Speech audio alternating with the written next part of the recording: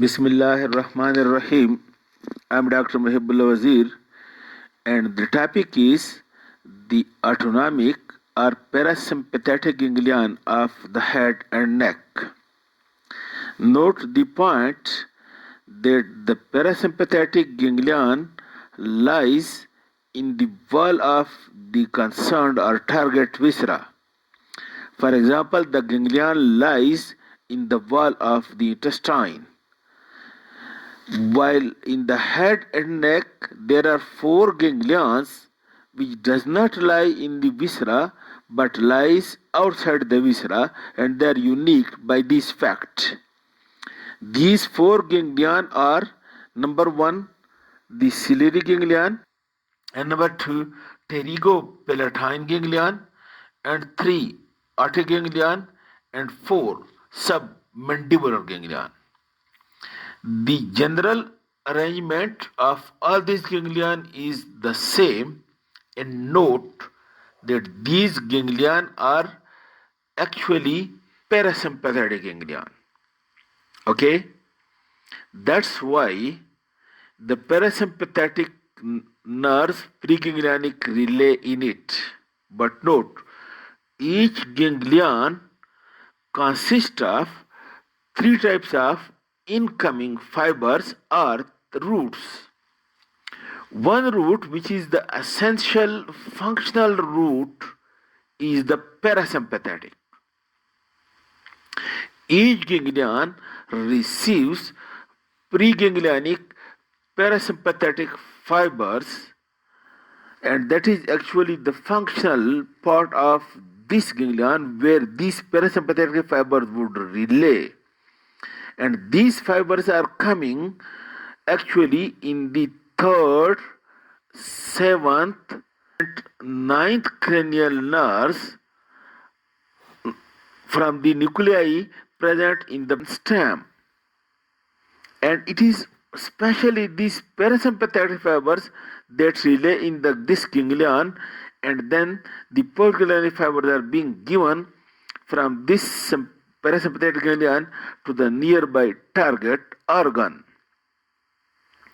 While it also receives sympathetic fiber.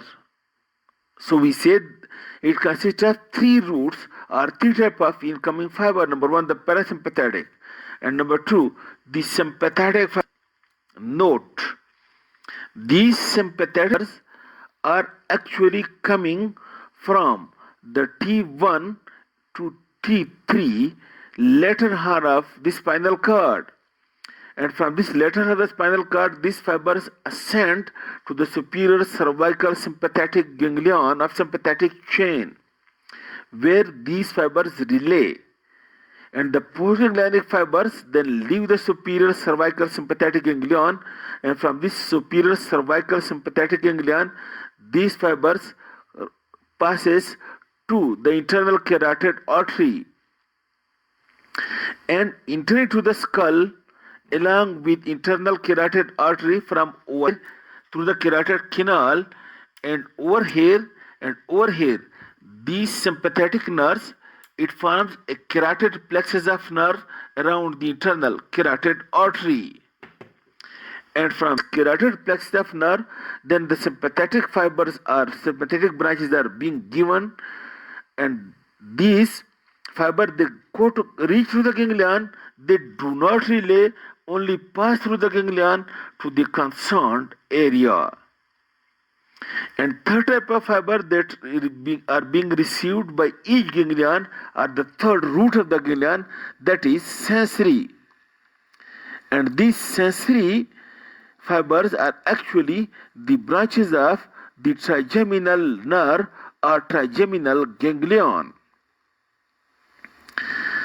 And then these fibers also reach to the ganglion but do not relay, but the branches of the ganglion, each branch consists of all the three types of fibers. Each branch of this ganglion, it consists of the parasympathetic fibers, the postganglionic sympathetic fibers, which have already been relayed in the superior cervical sympathetic ganglion of sympathetic chain, and Also, the sensory fibers from the trigeminal ganglion, each branch consists of 3 types of fibers.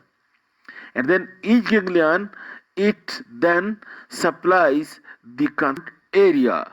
And now we will discuss each ganglion separately in the next coming lecture. But to study this ganglion, you must please first listen to this first lecture, which is the general plan and arrangement of the ganglion. So we go on to the next lecture. Thank you.